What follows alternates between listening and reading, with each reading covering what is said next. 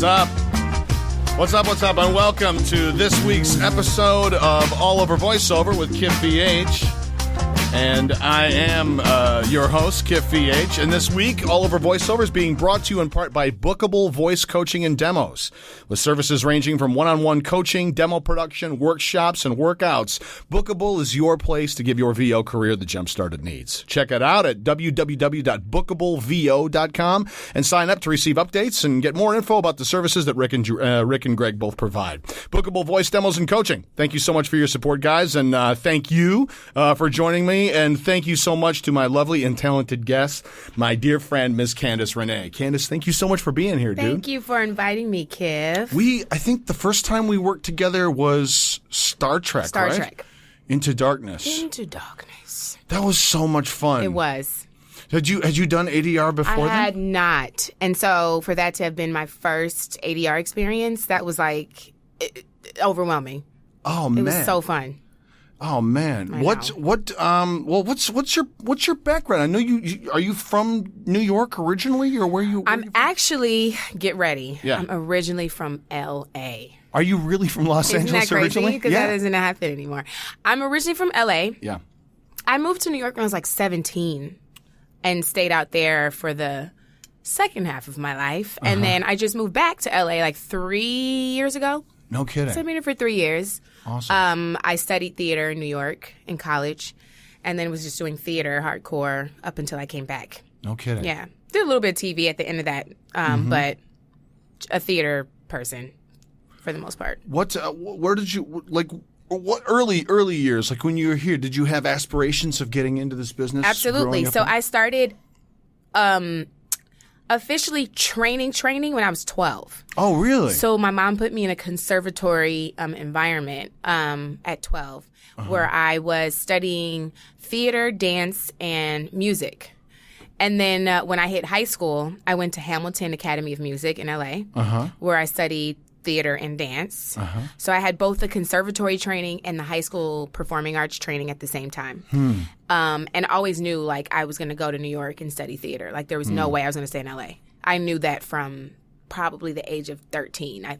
New York was it. Why is that? Is it the volume of theater in LA versus while New York? I was in the conservatory, we took a trip to New York. So I was maybe in the ninth or going to the ninth grade. Yeah. And we took a trip to New York, and it was all about taking in the theater experience. So we went to 3 Broadway plays. Yeah. We were just submersed into the theater district, and just I was overwhelmed. Holy crap, this is it.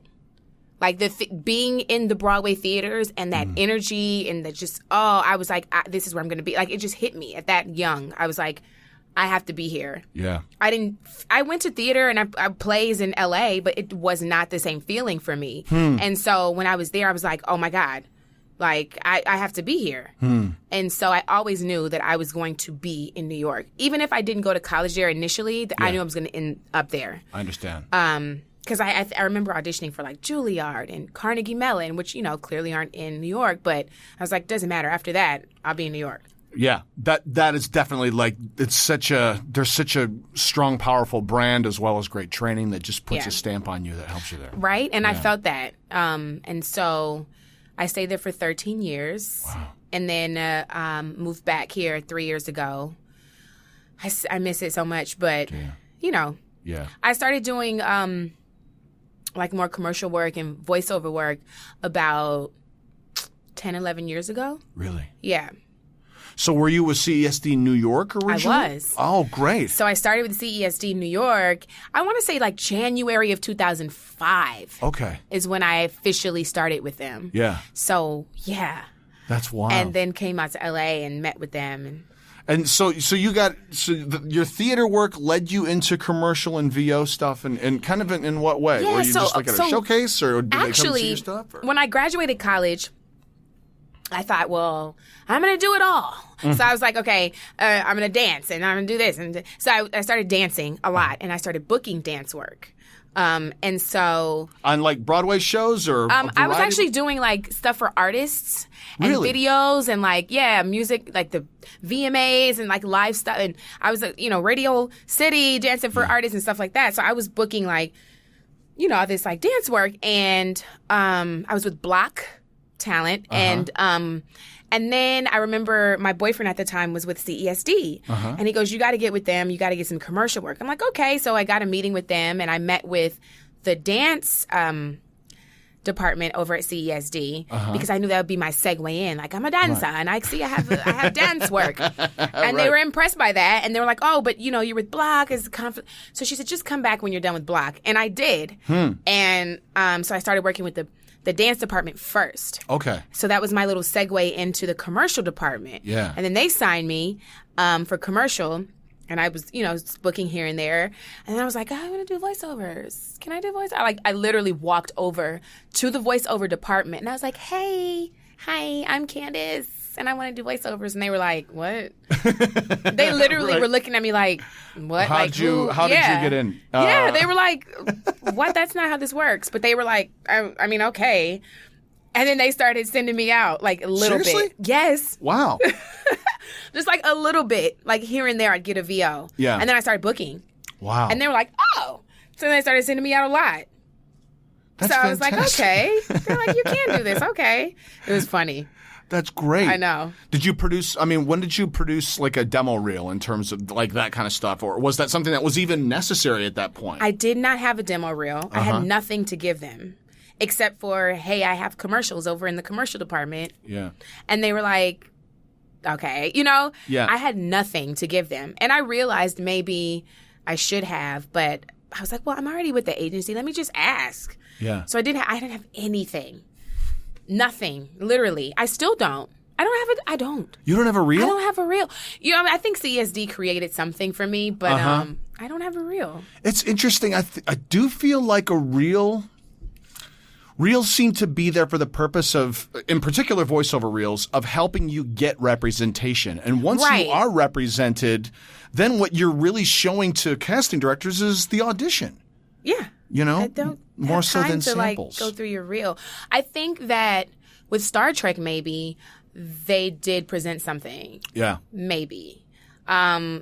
But it wasn't something that I had already had together. I think, somebody at CSD put something together I had done already and just threw it to them. This is Candice, and this is what she sounds like, and would maybe and they're like, great. Yeah. Because in all honesty, what I did, the main thing that I did for Star Trek was basically replace a whole character's, lines. And so... I guess they just needed to know that I could sound remotely like her. You know what I mean? Yes. So, yeah, that was just kind of like, let's throw her in. Right. It's like, thanks. So you replaced somebody else's dialogue, and then you also did like the Walla track stuff. I did a lot of which Walla was the stuff. day we worked together. Right. Yeah. So that replacement stuff I did that day as well. I think you guys were on break, and I did all her lines. It was kind of scary because they threw me in, and they were like, yeah, JJ hates the way she says this line. And I was like, I'm sorry, JJ? Abrams. Oh, okay. No pressure. Not at all. Because JJ. Okay. So I was really kind of nervous about that because it was very like, JJ wants to hear this right now kind of thing. Like, we're going to send this to him right now. And I was like, holy shit. So it was literally one line. I think she said, it's a miracle. And apparently... JJ hated the way she said it. Like, hated it. They were very clear about that. He hates it. I'm like, all she's saying is it's a mirror. Like, it wasn't like this full, like, dramatic. And I was like, oh, my God. Like, how am I going to change this? And I did it, like 3 or 4 times. I'm like, that's it. We got and I was like, oh, okay. And then it became, well, she has other lines. So we're thinking maybe you should do all of them. And that's how that happened. Wow. But they didn't know, like, legally if they could do it because, actress came in.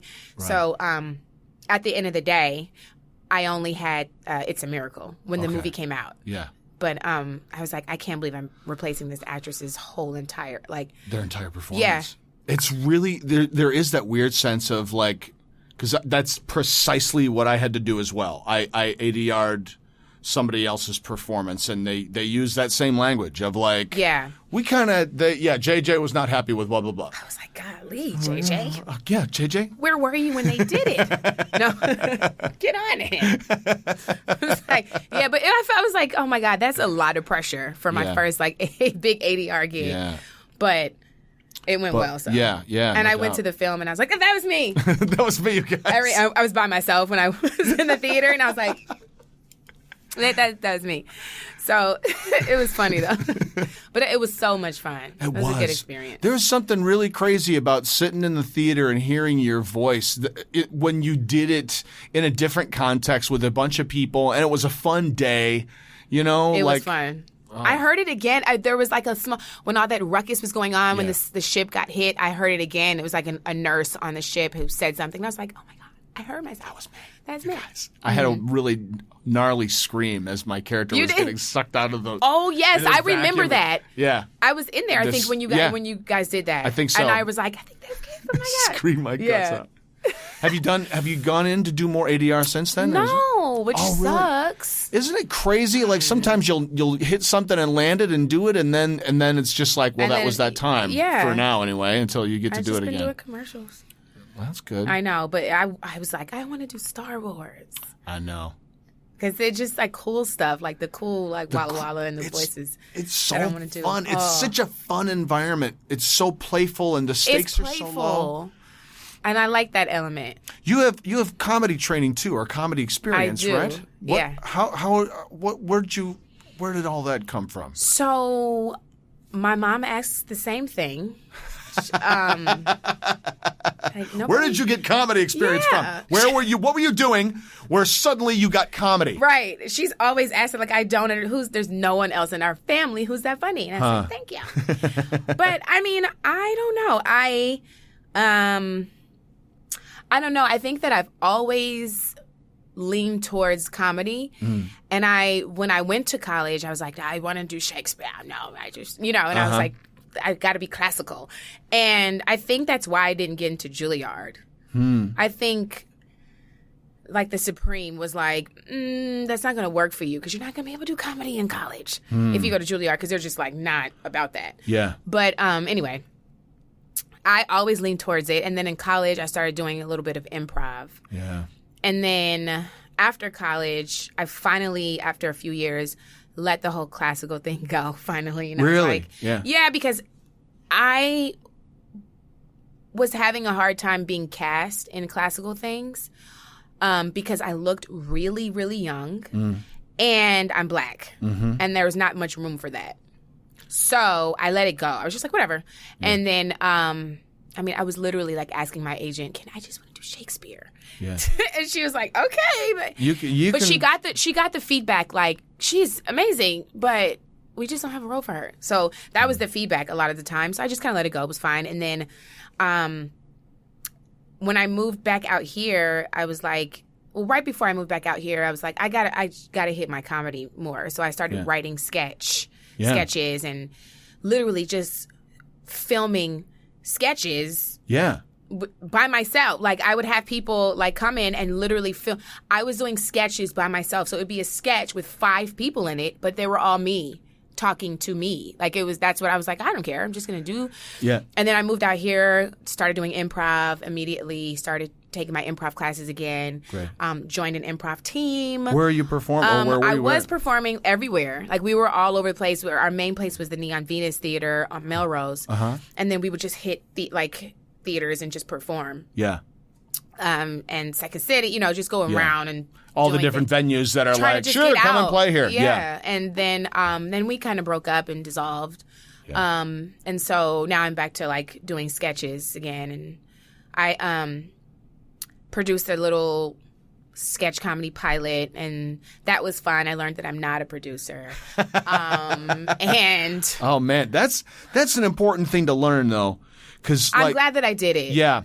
To when you do, because I have a similar trajectory in that way of like, I want to produce stuff and I don't know I know people, but I don't know if I want to rope them in or if I can rope them in, and then what resources am I expending? And it's so much time. And money. I mean, you can get stuff done without a lot of money, I think, but it's so much easier if you have it. Yes, it is. So it was just like, wow. Yeah. I mean, it was a great experience, a great learning experience. I'm glad that I tried it out.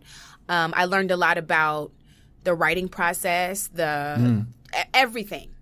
I mean, I was finding the locations. I was doing everything. Yeah. I got the SAG paperwork done. I mean, I did everything. And it was a pilot episode, and I was exhausted after that. I was like, I'm not sure if I want to do episode 2. Yeah. And I didn't, because I was like, after it was done, I realized this is not even how I want it to be, which is a great learning experience, because you see, like, okay, this is what I thought I wanted. You look at it and you're like, that's not exactly what I wanted. Yeah. Even though it came out well, it's like, yeah, but that's not going to work. And you made decisions in the moment that were the right decisions for you, but then you're sitting there in the edit bay going, why did I leave that? I had everything there and I could have gotten, but I didn't see. Or just like I had everything and it was exactly how I wanted it. And when I cut it together, it wasn't what I thought it was going to end up feeling like. No. And then when you're doing things for the web, you realize that it's a different way of catching people's attention. And so I feel like what I did was not for the web. It was probably better for TV. Yeah. You know? Yeah. And so I learned that too. I was like, yeah, I did too much for the web. You know, people get really bored when they're on their computer. Oh, yeah. I do. I do too. I do. And I love a 10-minute episode, 12-minute episode, you know, for the computer. It's like, all right, that's enough. Yeah. I'm not comfy sitting on my couch with my feet up with a beer or something, getting ready to enjoy something. I'm sitting at the kitchen table with breakfast or whatever. It has nothing. It's got less to do with my sense of, as an audience member, even like I don't watch Jimmy Kimmel at night unless if I've got a bit or something. I'll watch it, but I'll watch more Kimmel in the morning. Yeah. You know, just because it's like it's not comfortable. Or like I look at it, like blackouts, like just quick things feel like they work so much better than a longer form thing. They do. And even like with SNL, which I still love, I get bored with it. But because they have so many things going on, it's okay for it to last that long. But even some of the sketches, I'm like, yeah, that was too long. That was too long. Get out. It's too long. I know it's hard, but I know there's a lot of sketches that you guys left on the cutting room floor, and maybe it'd be better to just shorten everything and do 2 sketches per segment.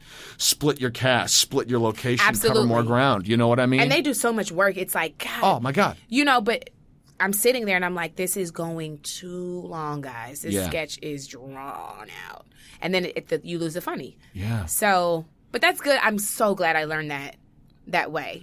Yeah. You know? And it's the best way to learn it. It's the way you learn from experience of being able to say and comment on it versus, I remember because I'm an impressionist at one point, I had kicked the tires of going after America's Got Talent. And I was sitting there on the couch watching an impressionist during the show. And I was like, I got a better Nicolas Cage than that guy. And Sherry turned to me and she said, if you don't audition for that, then shut up. Because he's up there doing it. Yeah. And you're sitting here on the couch making fun of his Nicolas Cage. Yeah. But he's on stage doing it and taking the risk and putting it out there. Yeah. And I was like, yeah. That's true. No, you're right. You're right. So I'm the jury's not 100% out on that thing for me yet, but at the same time, it's what it has transformed is how hard I am on things on media because I have a sense of, you know what it's like to do it and how hard it is and what it takes. I think I feel like that about doing stand-up. I've only done it once. And it was successful, but I don't know why I think it's a fear. I don't feel it's a fear. I think it's a fear. I don't know why I just don't do it.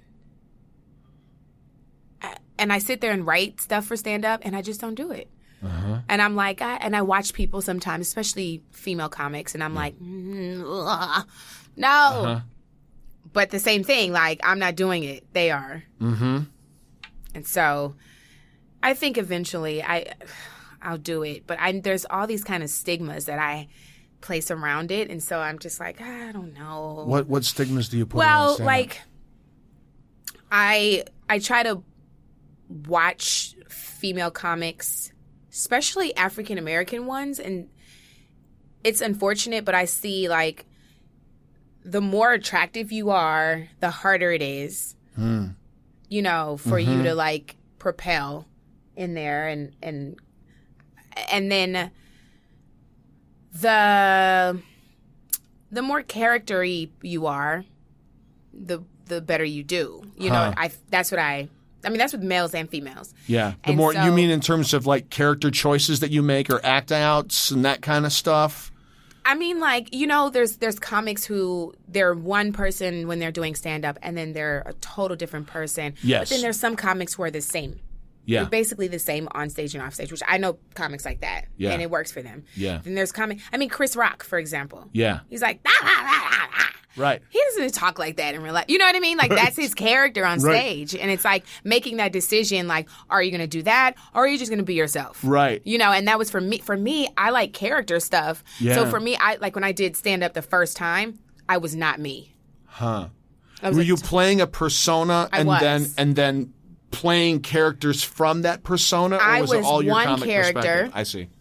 And I did the whole stand-up as that character. And it worked. Yeah. But that's not what I want to do as a stand-up comic. You know what I mean? Yeah. So it's making those decisions.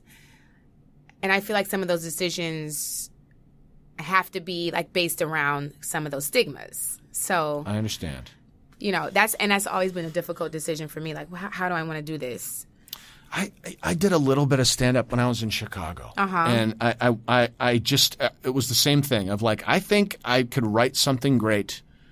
Well, great, never mind great. Let me see if I can do 3 minutes. Yeah. And I did the worst.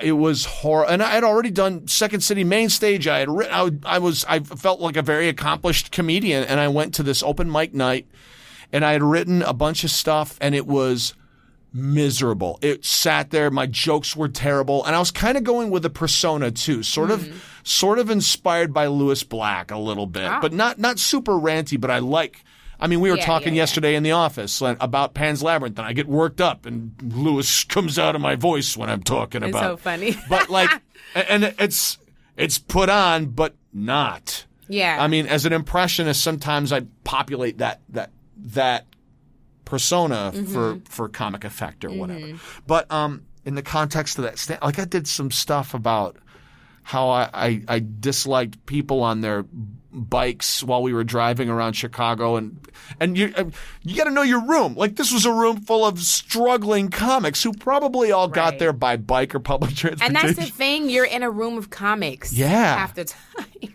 But that was the amazing thing was I got through my horrible material and I still had time left. Awesome. And I got no laughs. And I said, do you guys want to hear some impressions? And I got a half-hearted series of sure, because I had already pissed them off. And then I basically did my impressions demo reel, the Jaws audition. And I got a laugh, and then I got 5 laughs, and then I got 10 laughs, and they started to build, and I got them on my side. And by the time I closed, they were applauding. Okay. And that was... Impressions turn things around. I work on impressions, actually. Do you really? I do. I try to, because I realize there's not many of us that do it. Like, how many black girls do you see getting on stage doing impressions? I don't see many black girls doing impressions. No. How many do you have? Do you have a couple? I do Tracy Morgan, which is great because I feel like I don't want to have to do all women. Yeah. You know what I mean? Because I feel like the male audience is going to be like, oh, okay, whatever she's doing. She's going to do lady Nicki impressions, Minaj, right. Like, who cares? You know what I'm saying? Right. And which really works for me. Yeah. But I have to like try to find some other men that work. I mean, clearly Chris Rock is easy because it's so action. Right. You know, anybody can do Chris Rock. It's just like really it's over the top, you know. It's just like... Well, that's the thing. Like, Sean Connery is that way, too. Right. Like, if someone is really... Or Jack Nicholson, if there's somebody who's really, really clear, they're easy to link in and then you can do them. I was talking with Chris Cox about that. Like, you got to find... What's the hook? What is the unique thing about that character? Yeah. And what's that character's point of view that gives you the justification to do that character in the context of a bit? Yes. Like, you can do Chris Rock going, Chris Rock! Right. But then, what are you going to do with Chris Rock? Yeah. Is he just going to go, I'm Chris Rock? Exactly. Just to say it. Right. For no reason. Yeah. So sometimes even if that's the thing too, is like, even if the impression isn't like your like my strongest impression is not Robert Downey Jr., but I like what I do with my Robert Downey Jr. impression, where he's just distracted and it's like, oh, what's over there? That to me, that's entertaining, and that kind of stuff. But. Yeah, because like right now, I wanted to be like, when you did that, like, what's over there? It made me think of Tracy Morgan, because that's what he does in his interviews. He's never focused in his interviews, and he's always like, I want to be on the Oprah show. Because Oprah's my favorite. I don't know why I'm here. You know what I'm saying? Right. He just goes off and he's like, it's the best interview I've ever seen. Like with David Letterman. David could not control that interview worth a damn. It was the best thing I've ever seen in my life.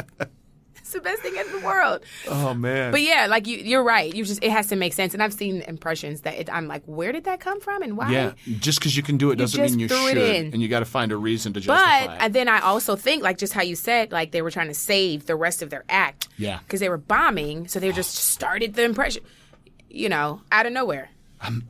Candice, I made myself go back. And then my buddy was emceeing at a club in my neighborhood and was like, you got to come and do the stand-up contest. And I was like, I don't want to do a contest.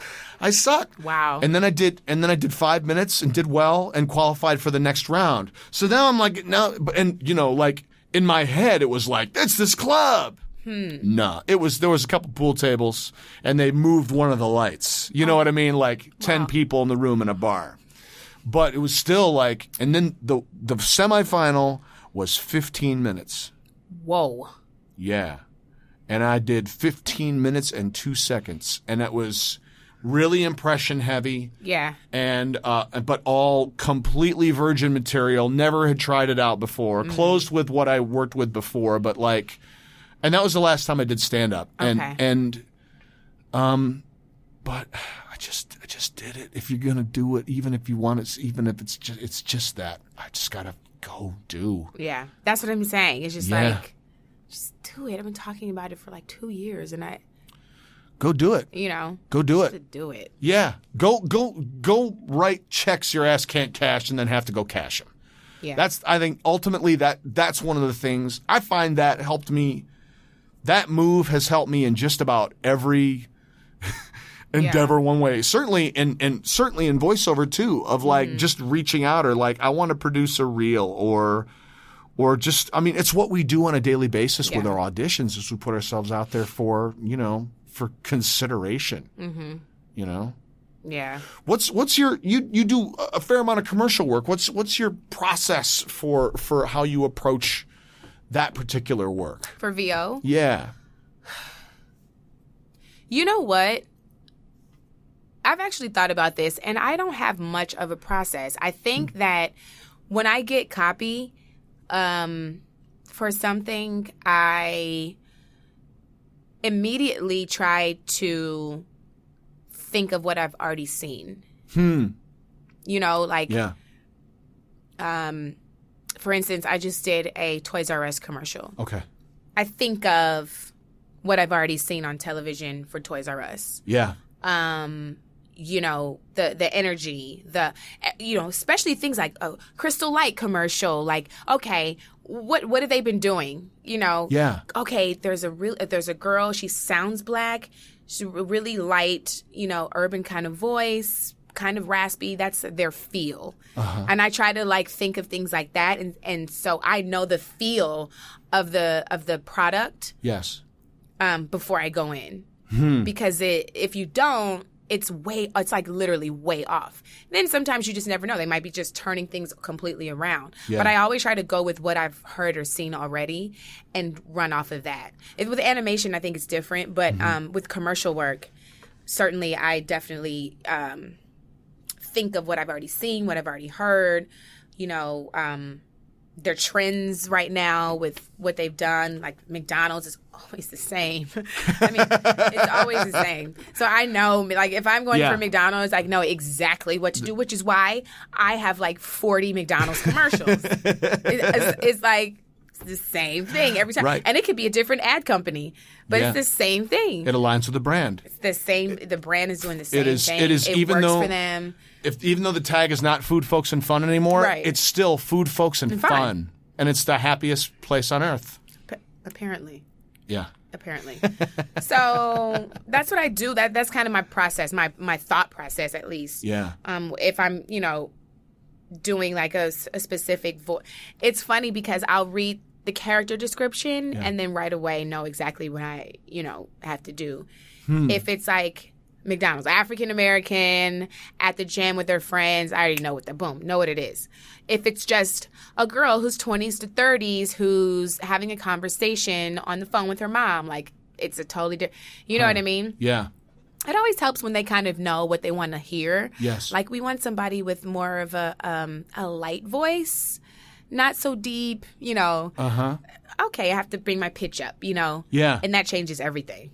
Interesting. Yeah. So with animation, it's certainly different, but I definitely have to practice before I go in with animation. Whereas I don't feel like I have to rehearse or practice so much with other things. Yeah. I feel like with commercial copy, it just is what it is. I'll confess, I spend too much time fast forwarding through commercials. And especially, and I know I need to pay closer attention to what's happening now, because there's stuff that changes, and it's not that I'm not interested in what those spots are. Yeah. It's usually because I'm tired and I want to go to bed. Right. And I want the People versus O.J. Simpson to be done in 40 minutes instead of an hour. Exactly. But at the same time, I feel like I could probably tell you, and this is on me, and I'm going to change this for this coming next week. I know what the trends are from about 2 years ago. Yeah. And that's sloppy. I need to do better. Well, I mean, because some people say the same for so long. So you kind of are like, whatever. You see a Tide commercial one day and, there's what sounds like a hefty black lady who's, taking care of the house. And then 6 months later, there's a cute, kind of mousy girl that sounds younger, so it's like, oh, okay. They're, it's almost like they're targeting different people for different sounds and, so, yeah. And I like when I go in for a commercial, there's one studio who does this all the time, and they always have somebody doing a pre-read so that you can listen like, this is what we want. Oh, wow. Yeah. I think it's Kelmanson. Yeah, whenever you go Kelmanson, and they always have something to listen to. If Harvey's got a copy of a commercial that is in the right vein, it'll be on a constant loop in the sign-in. Right. It's immensely helpful. It is. And that's what I mean, like stuff like that. So a lot of times I'll listen to commercials that have, or like especially TV commercials that have the VO, like I'll really pay attention to those sometimes. And there's sometimes where I'll be like, why didn't I read for that? Yeah. Oh my God.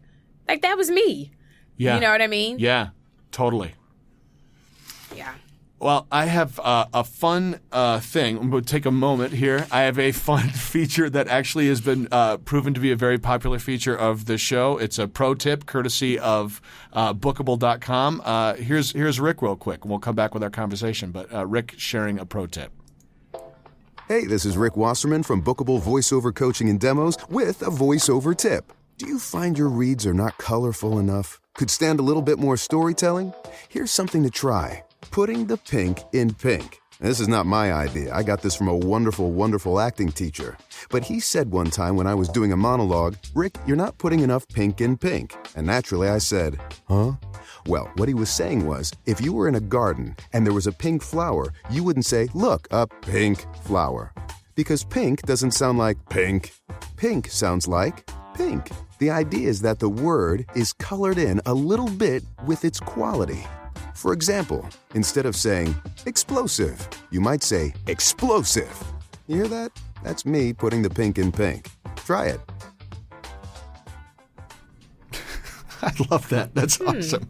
Thank you, Rick. Rick from Bookable VO, Bookable Voiceover Coaching and Demos. That was great. Rick was a guest on the show earlier, too, which was a lot of fun. But that's...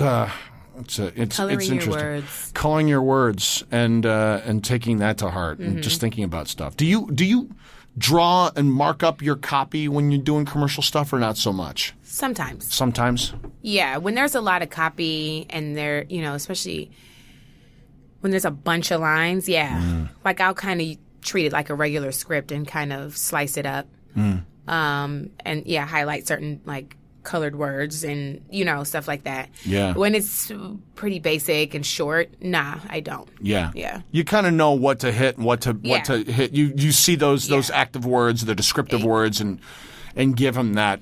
It's juicy. Creamy, milky, vanilla shake. You have those words, you know what to do with them. It's so funny to see, like, even just watching you do that. Yeah. Like, you put your shoulders up. And I as do you that said. in the studio. Do you really? I do. It helps me for whatever reason. Oh, man. I get really, physical. It's really important. It helps me. Yeah. I think you can hear it. Absolutely. And especially on descriptive words where you're, like, I might have had, I don't know, a shot of Banaka after 2 cups of coffee and a bunch of eggs, and now I'm going to talk about cheese and deliciousness. Right. And I've got to find a way to